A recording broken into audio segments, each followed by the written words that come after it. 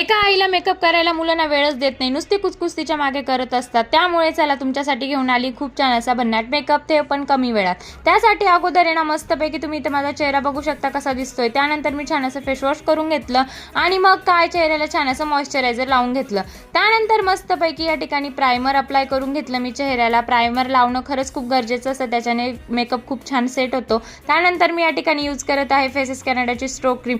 खरंच हे प्रोडक्ट ना एका आईसाठी, एक मदरहूडसाठी खूप स्पेशल आहे, कारण की याच्याने झटपट मेकअप होत असतो. या ठिकाणी तुम्ही बघू शकता मी हाफ चेहऱ्याला लावून घेतलेला आहे आणि तेवढं लावण्यातच माझा चेहरा बघा अर्धा कसा दिसतोय आणि अर्धा कसा दिसतोय. या ठिकाणी बघा लगेच शाईन करायला लागला आहे आणि इकडचा चेहरा कसा दिसतोय. त्यानंतर मी पूर्ण चेहऱ्याला स्ट्रोक क्रीम अप्लाय करून घेतली. त्यानंतर मी या ठिकाणी यूज करत आहे फेसेस कॅनडाचं 3-in-1 फाउंडेशन. त्या ठिकाणी ना मी थोडंसं फाउंडेशन घेतलेलं आहे आणि त्यामध्ये स्ट्रोक क्रीम ॲड केलेली आहे. एकदम थोडी, इतकं जास्त क्वांटिटी पण घ्यावी लागत नाही, एकदम थोडंसं घ्यावं लागतं.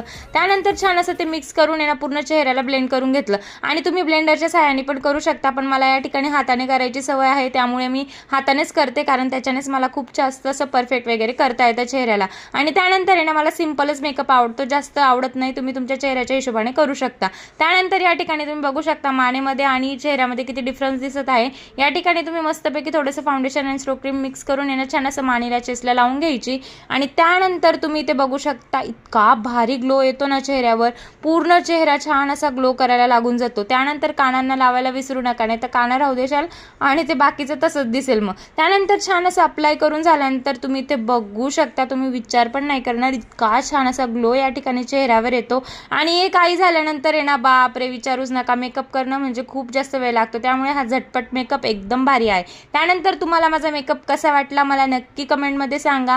हा भारी मेकअप केलेला आहे आणि शायनिंग मारली नाही असं होईल का? चला तर मग ब्लॉग आवडला असेल तर चॅनलला लाईक आणि सबस्क्राईब करून घ्या.